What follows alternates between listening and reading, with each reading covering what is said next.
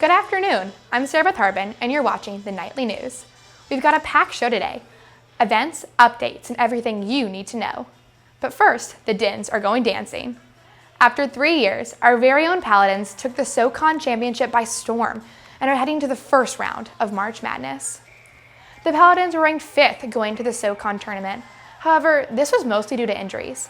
With their whole roster healthy, the Dins showed everyone that they were here to win, upsetting both the number 4 seed Samford and the number 1 seed ETSU, firmly took home the championship title.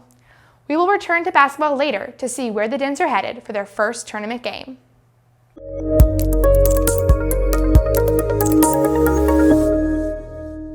Before we dive into sports, here's a quick look at some major global events. The war with Iran is now in its 3rd week. It began on February 28th when the US and Israel launched airstrikes on Iran. The conflict is having worldwide impacts, including rising oil prices and a growing death toll. Oil prices are now exceeding $160 a barrel, with the death toll and injury numbers rising. 4 injuries from drone attacks at the Baghdad International Airport are among them.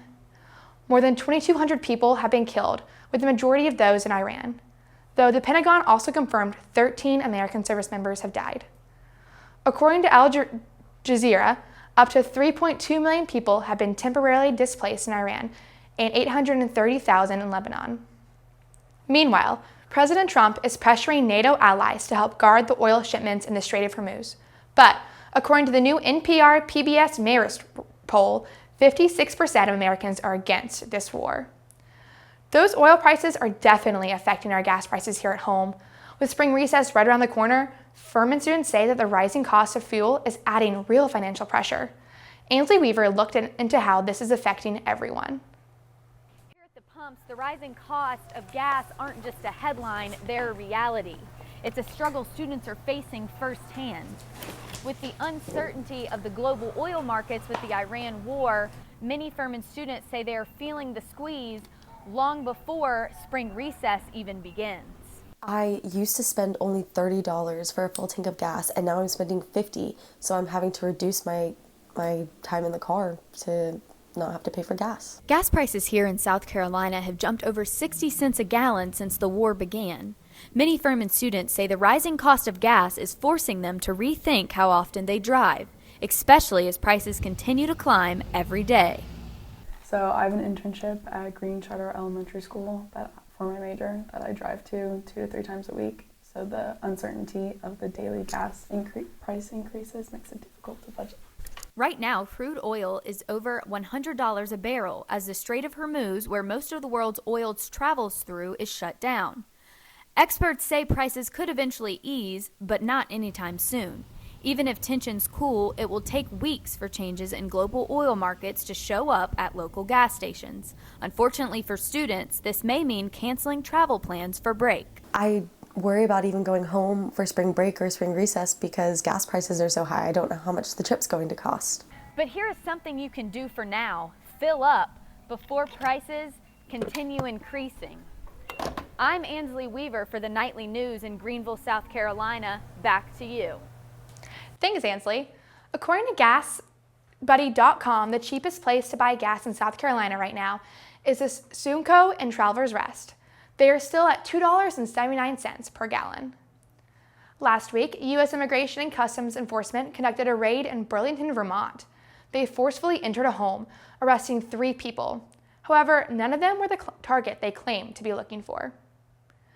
ICE officials claim to be searching for Davy Danielle Corona Sanchez, who is said to be a native of Mexico. Protesters and locals at the scene tried barricading the Burlington home to prevent ICE from entering, though pepper spray, flashbangs, and other forceful tactics were used. ICE still entered the home with an arrest warrant for Corona Sanchez, but came out detaining 3 other individuals whose names were not listed on the arrest warrant. My biggest question is kind of like, are these people being correctly trained? Are they getting kind of police or safety training to go in and have a warrant? Do they know what laws to abide by when detaining people? Because I feel like we've seen a lot of issues where people are being misidentified, that these are racially motivated, kind of escalatory attacks on people. And so I really want to see kind of due process and correct like training, or like maybe also just more transparency maybe to the public about what's going on, because we keep hearing about people going missing or like not being identified correctly, and that's like scary. As anyone in the U.S. I think can like acknowledge that's scary. The chaos of this arrest has led to community protests and legal complications. South Burlington police have viewed over 100 hours of body camera footage. Protesters demanded the release of one of the detainees, Johanna Patton, a mother of 2 from Ecuador. She has no criminal background. She was released this Monday. Protesters further claimed the detainments were unjust. ICE has still not found their original target. A Furman spring brings blooming flowers, blossoming trees, and buckets of pollen. With warm weather right around the corner, Isaiah Ives sat down with one of Greenville's top allergists to learn how students can manage their allergies this spring. Spring has sprung here in Greenville, but don't rush outside just yet. We dropped by the Allergic Disease and Asthma Center to get some tips about how to stay on top of those allergies. If you have a family history and you have history of symptoms, Greenville is not the best place during spring. With one of the worst springtime pollen counts in the nation, it's important to know the facts about what pollen is and how it affects us. Pollen are very small, almost like 2 to 4 microns. And during spring, it's the trees. As you can tell, a lot of trees out there. And with many of those trees calling Furman home, what are some ways Furman students can manage their allergies this pollen season? Avoidance, right? So pollen count are highest early in the morning. So postpone any outdoor activities and do it later in the afternoon or later in the evening. Second things, it's impossible to avoid them. So you need to be treated properly. And there are medicine that can help a lot. In fact, most of them are over the counter. Antihistamines like Claritin, Zyrtec, or Allegra. They work as long as you take them every day because they only last for a day. If you're really bad, in spite of taking all those medicine, you need to see a specialist like me so that you could be tested properly, so you could get better by adjusting the medicine, or you may need to be desensitized. That's when people get what we call allergy shots. If you are struggling with allergies, the Allergy Disease and Asthma Center may be able to help. Visit www.allergicdisease.com to schedule an appointment.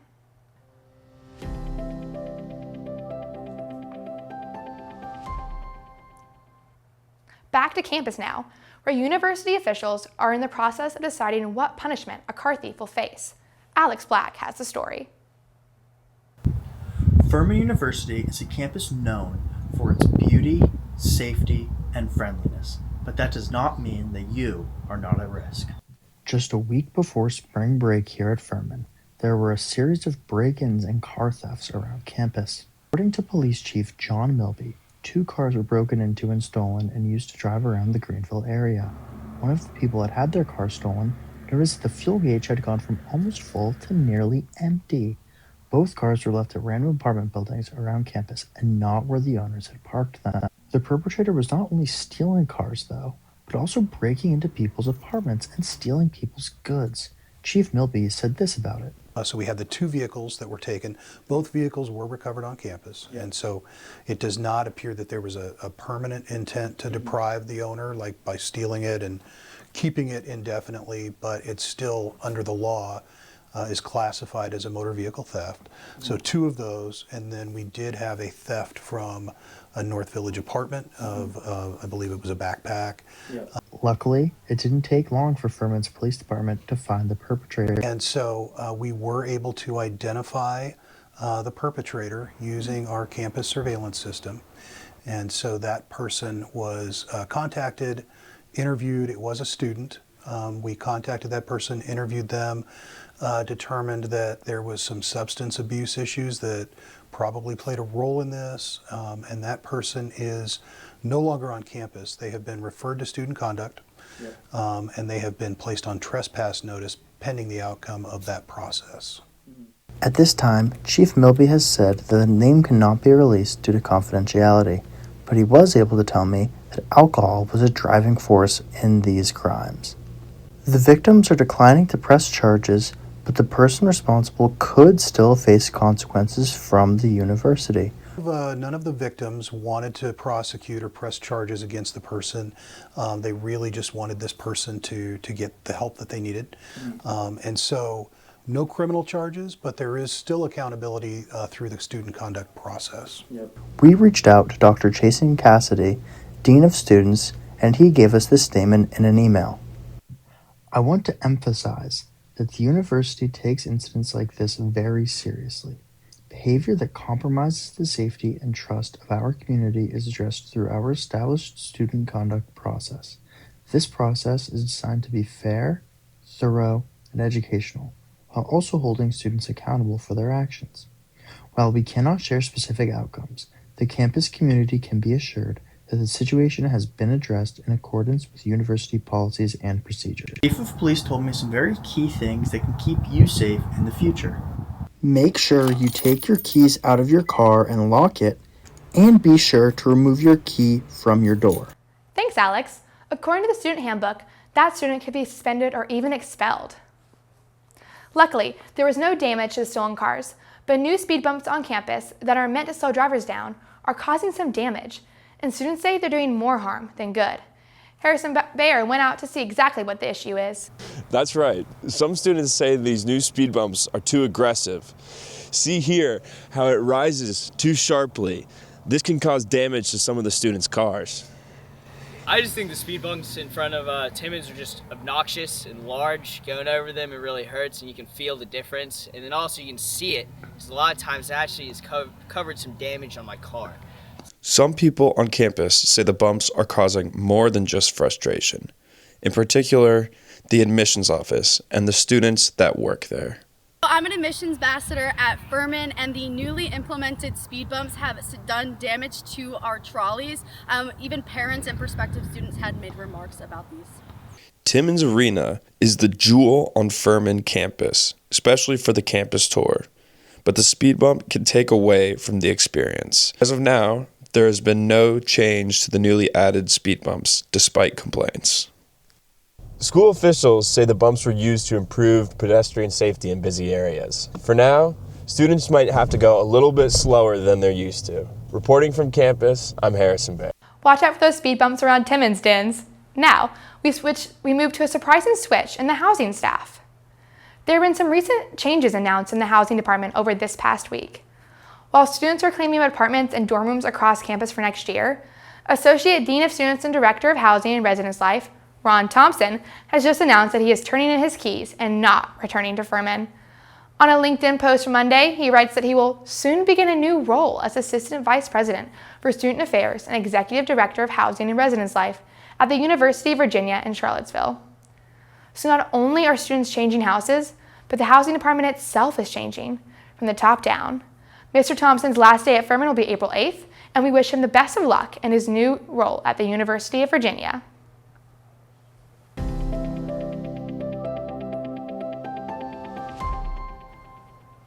Cyclists beware! The city of Greenville has begun an extensive project to replace the 75-year-old Willard Street Bridge.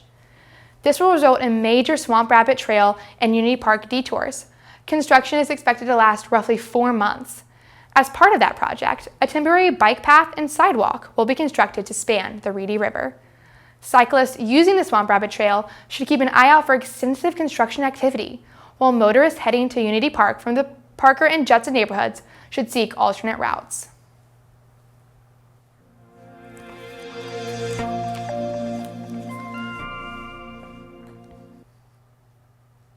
Some students are winners today after this weekend's Furman Film Festival. Last Friday, audience members saw films that made them laugh, cry, and even question the world around them. Furman's student-led film festival featured debut selections from schools such as Clemson and the Governor's School for the Arts and Humanities, as well as some Furman students. Congratulations to all the festival winners. Special congratulations to our very own reporter, Gally Lyons, for winning the Best Storytelling Award for her film titled Fragile Hope. Artist in residence Alexa Wheeler has been hard at work crafting art that highlights women, her familial heritage, and memory. She carries deep connections to her pieces and hopes to inspire others to share their stories through her work. Artist in residence Alexa Wheeler has been hard at work crafting art that highlights women, her familial heritage, and memory. She carries deep connections to her pieces and hopes to inspire others to share their stories through her work. I think that as a people, we forget that what we know and what we feel is actually really important, and that every single person has a story that's important. And if they want it to be heard or seen, they should do it. Her gallery show from Toast Lab has been on display this semester in the Row Art Building with lots of opportunities to engage with it. All of Alexa's work is interactive, so feel free to touch it and even leave a piece of your own in her collaborative art section. Her gallery closes next month. Furman University is celebrating cultures from around the world this week with a night of music, rhythm, and tradition. Tuesday night, FWISA hosted its annual International Dance Festival.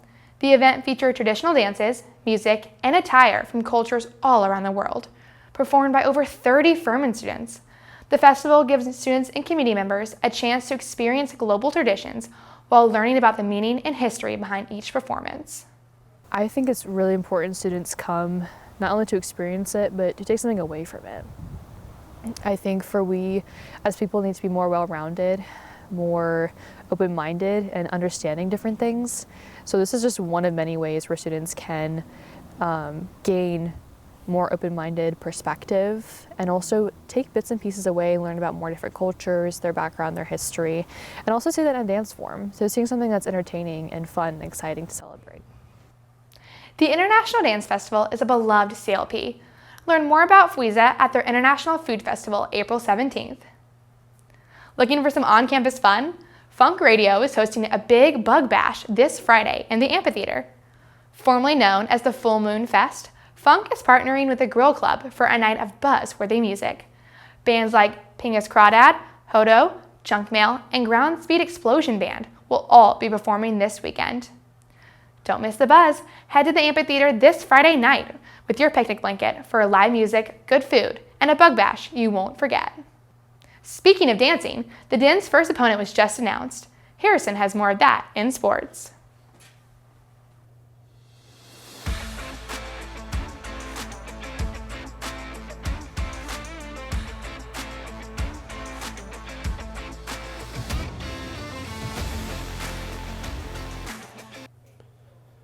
Thank you, Sarah Beth, for your charismatic storytelling.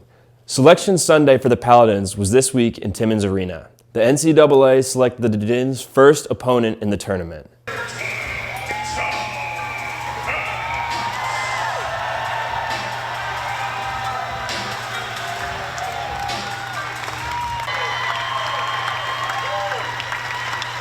Dominating the game, one of the most important things is we showed how incredible Furman University is on a national level, our brand, our reputation, everything we're a part of.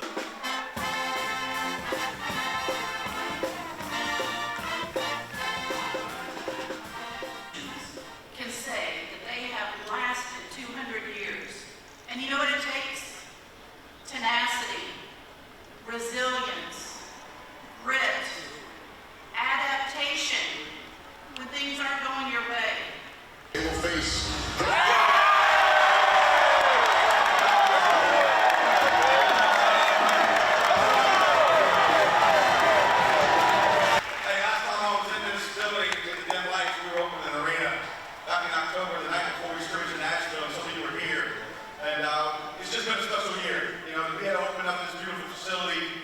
and then to top it off with being able to cut a net down on Monday night, it just continues to show what Furman's about and what these players are about, what our program is about. So just want to thank everybody.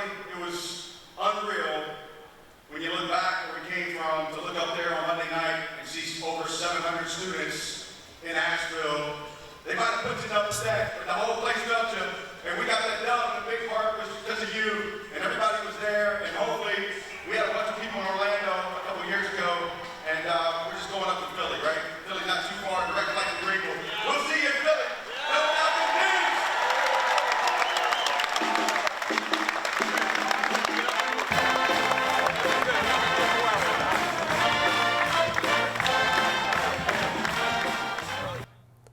The Paladins will take on number 2 UConn this Friday at 10 p.m. in Philadelphia. Both the men's and women's tennis played on March 14th, but neither team won their games. The men's team lost 4-3 to Dayton in a heartbreaker that went down to the wire. The men's team is now 4-10 on the season. The women's team lost to Elon 4-1 and lost their 5-game win streak as they are now 8-4. On Tuesday afternoon, the Paladin softball team took on USC Upstate in a doubleheader. The first match was tight, with USC Upstate taking the win with a strong 7-run performance in the 5th inning. The second game, however, the Dins took over and gave a dominating performance, sealing a 14-2 victory. This Tuesday, women's lacrosse faced 1-7 Manhattan in a non-conference game. Manhattan held their own in the Paladin Stadium, with Furman trailing until the final quarter. The Dins would finally take the lead, winning 15-2 over the Jaspers. To Furman athletics, we think of basketball, football, or soccer. But who would have guessed that a small club was training an athlete outside the school athletics? Trip Case has the story. I'm here at the PAC, where Furman MMA trains every Monday and Wednesday, but one of the members is like the others. In the dance studio on the second floor of the PAC, Furman MMA meets every Monday and Wednesday. And of those members is freshman Calvin DeWinter, who already had an amateur kickboxing record of 2-0 and was looking to continue his win streak. It's definitely something I've always been into, from, the earliest I can remember. I've always been doing some form of combat sports, when I was a kid. My dad really into karate, so he signed me up for that. And then, I was got into grappling, striking, and started wrestling in high school my senior year. Calvin told me that he compared his fighting style to UFC fighters Ilia Topuria and Peyton Talbot due to their striking and versatility. So it's only fitting that someone who compares his game to a UFC fighter will be training with Noah Lindsay, a professional MMA fighter who has trained with UFC fighters such as Michael Johnson. He just continued to refine his blocks, refine his counters, staying strong in stance, getting him good at being aggressive, getting him good at being standing still, staying strong with our blocks, and then also, having his footwork ready. So we've worked every aspect of the game, and Calvin just continuing to improve. Also in Calvin's corner is former WBA title contender Lamar Parks, who only lost one fight in his pro career and has helped train Calvin for the last 6 months. Probably the most athletic, one of the most athletic kids that I've seen. I enjoy working with him. He's very smart, very talented, and I really think he can do something in this sport. After weeks of training, it was finally fight day on March 14th at XN Sports in Greenville. Calvin was the 12th fight on the card, full of boxing, kickboxing, and jiu-jitsu, and he's feeling great after the weigh-in. All right, yeah, man, we're ready. Went well, got up on time. A little bit crunched for time, but we're here, weighed in at 172. Ready to rock and roll. I'm feeling good, feeling sharp. I'm excited for this one. It's going to be a good match for sure. After hours of waiting, it was finally time for Calvin and his opponent to enter the cage. In the first round, Calvin put on the pressure and countered his opponent's punches and caused the referee to break them up towards the end. In the middle of the second round, Calvin won by technical knockout after stunning his opponent and the ref stopping the fight. Afterwards, members of the Furman MMA club celebrated with him and went back into the locker room with what to me looked like no damage. Dude, in there I felt great. I needed to work on my cardio. Not even my cardio, but mainly my pacing. My first round was really high paced, which was good. I dealt a lot of damage, but that was actually the opposite of the game plan. And as I mentioned before, Calvin took no damage in this fight, so he's looking for another quick turnaround back in May. So be on the lookout for that. And check out Furman MMA in the PAC Dance Studio every Monday and Wednesday, where you can either learn to be like Calvin or just learn self-defense in general. For the Nightly News, this is Trip Case. Back to you. Well, dang, I would not want to be on the wrong side of that fight. I don't know. I think I could take him, Sarah Beth. Really? Yep, 100%. Well, thanks, Harrison. We leave you now with some highlights of the men's basketball season as they head to the big dance. Roll Dins!